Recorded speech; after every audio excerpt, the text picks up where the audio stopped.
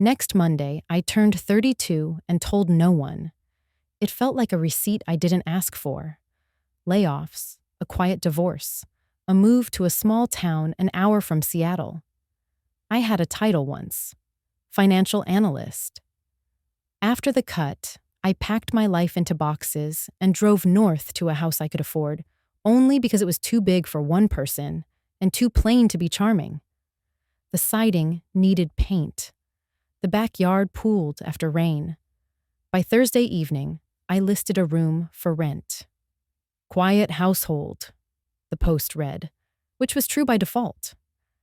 I scrubbed the bathroom till the grout went 2 shades lighter and staged the nightstand with a thrifted lamp. It didn't make the place warmer, just less empty. On Saturday morning, he called about the room. Walter, 74, former Army medic. His voice had a dry steadiness that didn't ask for anything. He was waiting on test results at the VA clinic and wanted a place where he could sleep without a television booming through the wall. I asked routine questions and felt silly when he answered like a patient filling out forms. No pets, no smoking, early to bed, early to rise. He could move in the same day. That afternoon, rain stitched the windshield as a faded pickup rolled to the curb. He stepped out in a dark jacket, carrying one suitcase with tape on the handle. He smiled once, politely, and offered his hand. "Walter," he said. "Hannah?" I led him through the house. The floor creaked in 2 places. I warned him about both. The rented room faced the yard. You could see the neighbor's cedar fence and a patch of sky nudged by branches. He set the suitcase by the bed, took a slow look around, and nodded like the space passed inspection. No comments, no bargaining. We signed a simple month-to-month on the dining table. He unfolded readers from a case and read every line. When he slid the pen back to me, he said, "I'll pay the first month now, if that works for you." It did. His bills were crisp and squared at the corners. Toward evening, I brewed coffee on the old machine that came with the house. Walter asked if there was a broom. He went to the porch and swept pine needles into a neat pile, then tied the bag with a double knot. He moved like someone who learned tasks in a set order and disliked skipping steps. I wondered if he noticed my shortcuts. The unopened mail on the counter, the kitchen chair I kept forgetting to fix. When he sat, he wrapped his hands around the mug and breathed in the steam before a sip. "Good place," he said. I told him about the neighborhood, a gas station with a burned-out sign, the bakery with day-old bread, the bus that ran late or not at all. He listened without adding his own stories. It wasn't cold between us, only careful. By nightfall, the house sounded different. Footsteps in the hall, a zipper in the guest room, 2 people brushing their teeth in separate sinks. Not a family, not friends. Just 2 lives under one roof, trying out the idea of being neighbors. I felt a relief I didn't trust yet. The kind that appears when a plan you made because you had to starts to look like a choice. The next week settled into a rhythm I didn't plan. I logged in early at the dining table and handled spreadsheets for 2 small clients. Walter woke before sunrise. I'd hear the back door open, the hose hiss, the rake scuff across the bed the previous owner abandoned. By 7, he brewed coffee and poured 2 mugs, leaving one on the counter for me. Most mornings I said I'd already eaten. I hadn't. I didn't want to explain why breakfast felt like a chore. He never pushed. He'd nod, sip, and predict the weather. We crossed paths in the kitchen. He moved with that clinic pace, wiping his cup, folding the dish towel along its crease. He noticed things without a speech: the drawer that stuck, the bulb that flickered, the way I paused before answering an unknown number. "Spam calls," I said. "People selling certainty," he said, and went back to his cup. By the second Friday, the town scheduled a power cut. A storm had hit a line, and the crew chose our block for an evening fix. At 8, the lights dropped, the fridge clicked off, and the house went quiet. I felt ridiculous digging for a flashlight in my work tote. Walter lit a candle from his suitcase, unscented, the kind sold by the dozen. He set it on a saucer and steadied it with a bottle cap. We sat at the table and watched the flame make a small circle on the wood. He cleared his throat. "People are afraid of being alone not because it's dark," he said, "but because there's no one to blame when the fear starts." The line landed clean. I laughed at how precise it was. "You collect sentences," I said. "They collect me," he said. "Field hospitals. Long nights, you listen. You keep the pieces that help." I asked if he missed the work. He turned the saucer. "I miss the purpose," he said, "not the nights." Power returned an hour later with a clack from the breaker. He blew out the candle and saved the stub. I opened a bag of pretzels and we ate without commentary. After that, the house changed. Not warmer or louder, just easier to share. He didn't hover. I didn't retreat. On Mondays, he left a grocery list on the counter: bananas, oatmeal, paper towels, offering to pick up the rest if I texted what I needed. I paid him to the penny and added a note. "Thanks." He pressed his thumb over it once, like a stamp. One morning he asked, "You actually get full-on coffee?" I told him yes and reached for my bag. He raised an eyebrow, not unkind. "No judgment. Just checking. You remember you have a body." By month's end, we had small habits. I watered the spider plant. He fixed the wobbly chair. He knocked before entering any room. If a package arrived, he set it on the bench and texted one word: "Box." Late that week, I came home after a long call and found a mug waiting, still warm. He was in the yard, coiling the hose. I took a sip and felt relief. The fear wasn't the dark. It was the idea that no one would say, "Yes, it's hard," and mean it. From that night, the space between us stopped feeling like a hallway and started feeling like a room we both had keys to. A week later, Walter started talking more. Not all at once, just fragments, like someone checking if the air could hold his voice. We were eating toast at the counter when he said, "My wife used to burn every second pancake." Said the first one was for the pan. He smiled, barely. I didn't ask her name. He didn't offer it. Over the next days, stories surfaced. The desert base, the med tent, a photo once taped inside a locker. His wife, her hair tied back, standing by a mailbox that leaned. He mentioned a son, somewhere in Oregon, who hadn't called in years. No blame, no drama. Just facts dropped into the space between chores. Sometimes, while he talked, I'd catch myself wanting to fix the details, to say, "I'm sorry," or "You should call him." But it was clear he wasn't asking for advice. He just wanted the words out of his head. One morning, he brushed my shoulder while showing me a video on his phone, a clip of a dog chasing geese by a lake. It was nothing, but I didn't step back. The gesture sat between us, unacknowledged, but real. When I went to work, I caught my reflection in the microwave door. Flushed, uncertain. It wasn't attraction in the way people mean it. It was recognition. Two people used to patching holes alone. That evening, I washed my hair and left the bathroom door half open. The air smelled like coconut shampoo and rain. I didn't hear him enter, but his voice came from behind me, calm and even. "If you don't stop me now," he said, "I won't ask twice." I turned off the dryer. My pulse didn't jump. I didn't move away. "I'm not stopping you," I said. The distance closed. The first touch wasn't romantic. It was human, measured, deliberate. He kissed me like someone confirming a theory he didn't expect to be true. When he pulled back, I didn't say anything. I didn't need to.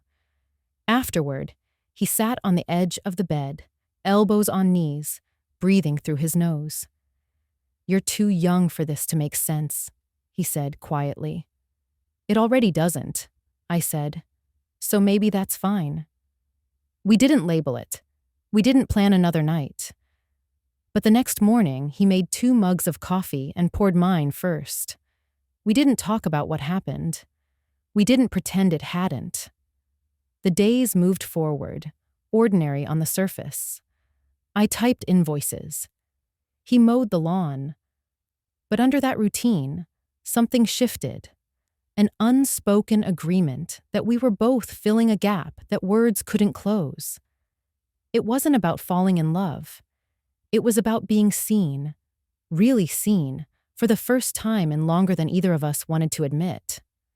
By the next month, whatever we were had settled into a quiet pattern. Walter didn't reach for me unless I did first. We'd share a beer on the porch, trade small remarks about the mail, the neighbors, the strange hum the fridge made at night. It wasn't romance. It was survival in a shared language, proximity. He'd sometimes leave notes on the counter, short ones. "Dog barking next door again. Coffee filter's low. VA called." I'd reply with a line or two, but never questions. He respected the silence inside every sentence. Then one afternoon, a guy from the internet provider knocked. Leon. Late 20s, confident grin, tattoo peeking under his sleeve. He asked where the router was and cracked a joke about the house of dead zones. I smiled for the first time that week without thinking. He noticed. While he worked, I offered coffee. We talked about how the town shut down by 9, how his job took him all over King County. He said, "You look like someone who used to work too much." I said, "Used to," and he laughed. When he left, he said, "If your Wi-Fi goes out again, text me." Even if it doesn't, I did. 2 days later. We met for coffee downtown in a diner that smelled like syrup and fryer oil. He talked fast, didn't filter anything, and looked at me like every word I said mattered. It was easy. Too easy. We went out again the next night. Then for dinner. Then I went home late. Later than I meant to. Walter was in the living room. The lamp was on. Not bright. Just enough to see his face. He didn't look angry, only steady. "Good night?" he asked. "Yeah," I said, hanging up my coat. He nodded. No sarcasm, no sigh. Just that single question hanging in the air, and I realized he hadn't been waiting to confront me. He'd just been awake, maybe out of habit, maybe because he couldn't sleep. "You don't have to explain," he added after a moment. "I just hope it was worth the makeup." That hit harder than anything loud could have. "It was dinner, Walter," I said, sharper than I meant. "I know," he said softly. "That's why it hurts." I didn't answer. He turned off the lamp and went to his room. The hallway felt longer than usual when I walked past his door. Leon disappeared the following week. No call, no excuse.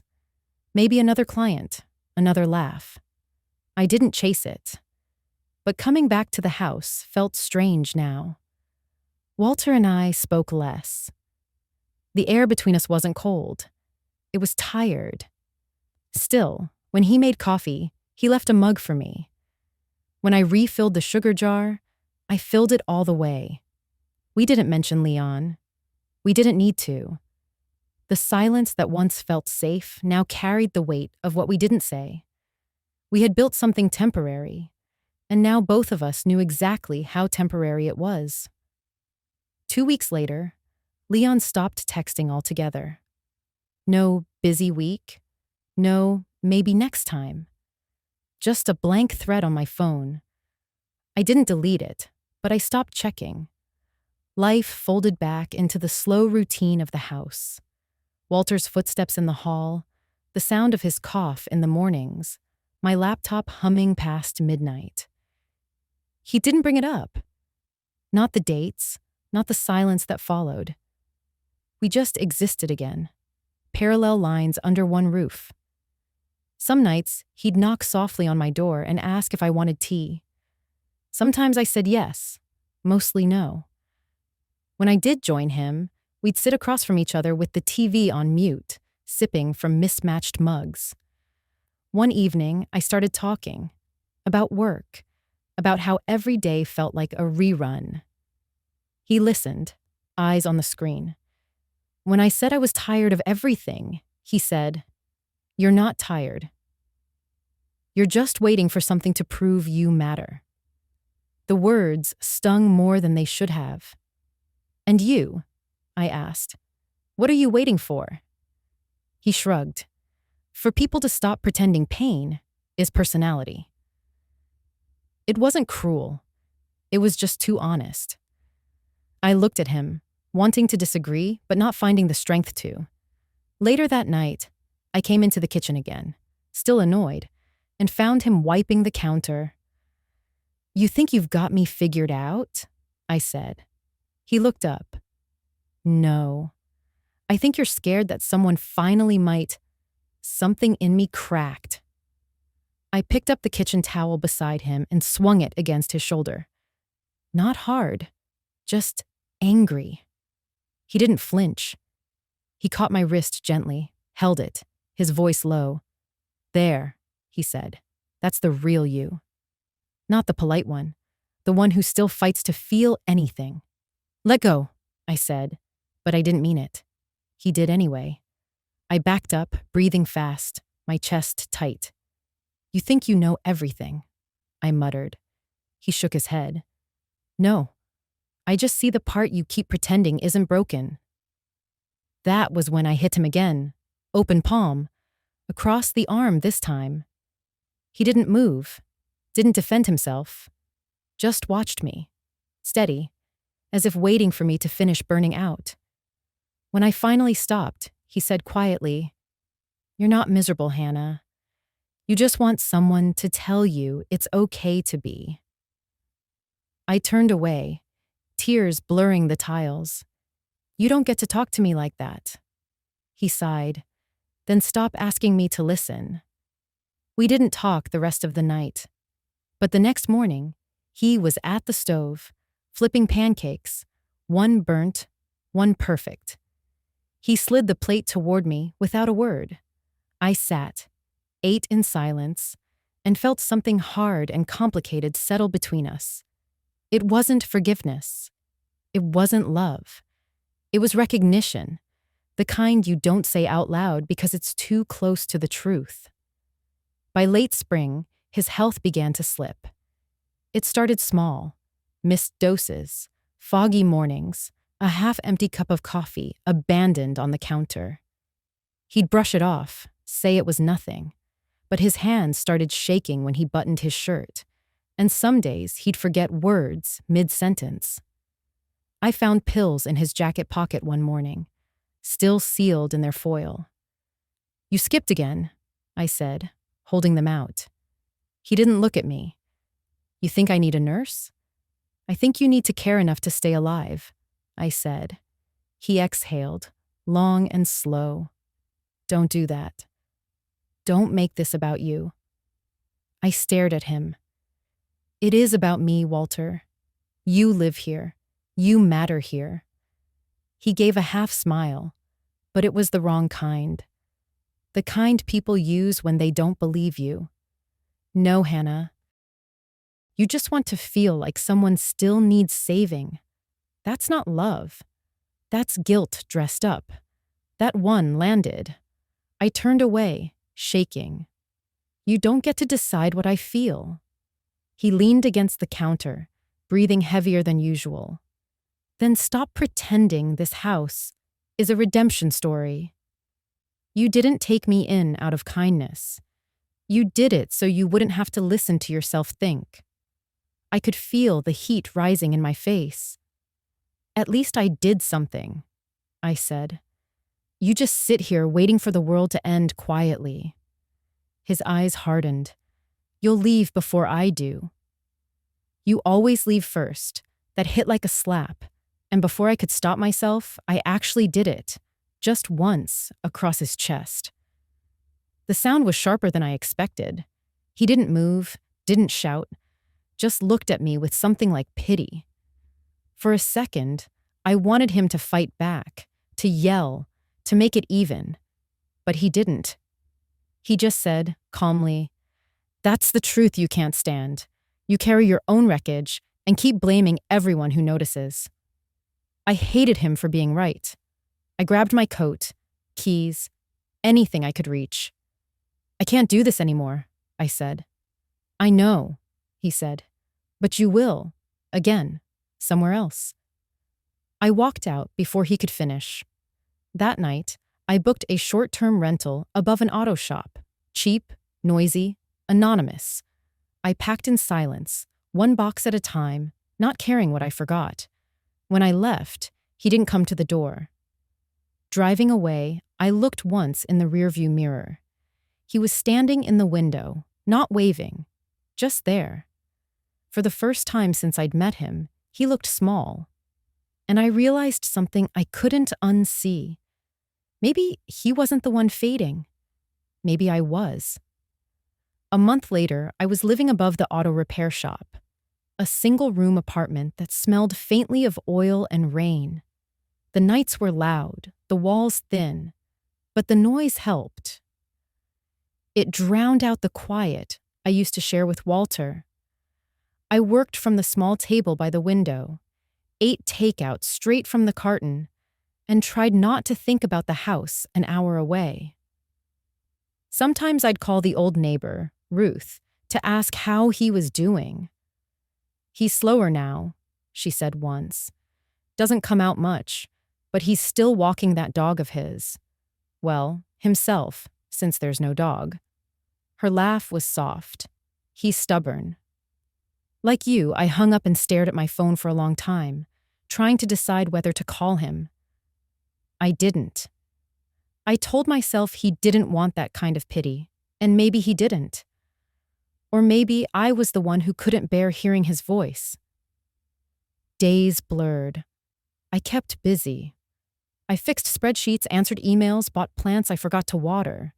Then, one Tuesday morning, I found an envelope under my door. No return address.